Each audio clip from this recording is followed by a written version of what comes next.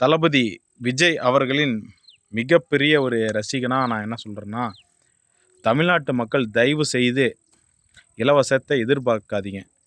இலவசம் கொடுத்தா விலைவாசி ஏறும். அதனால் இலவசத்தை தவிர்த்துடுங்க. தளபதி அவர்கள் கொடுத்த வாக்குறுதியை நிறைவேற்றலை அப்படின்னு சொல்லி எந்த ஒரு ரீமார்க்கும் சொல்லக்கூடாது. ஏன்னா இப்போ இருக்கிற அரசியல் சூழ்நிலையில் ஏடிஎம்கேவும் டிஎம்கேவும் பயங்கரமான தேர்தல் அறிக்கை கொடுத்தாங்க. அது அதையெல்லாம் முறியடிக்கணுன்றதுக்காக தான் தளபதி விஜய் அவர்கள் இந்த அறிக்கையை கொடுத்தாங்க. அது நடைமுறையை செயல்படுத்துறது ரொம்ப சிரமம். ஆகையால் எந்த ஒரு கட்சியினரும் தயவு செய்து கொடுத்த வாக்குறுதியை நிறைவேற்றுங்க அப்படின்னு சொல்லி தளபதிக்கு நெருக்கடி கொடுக்காதீங்க. தயவு செய்து எல்லாருமே கஷ்டப்பட்டு எம்எல்ஏ வேட்பாளர்கள்லேருந்து எல்லாமே யாருன்னே தெரியாது.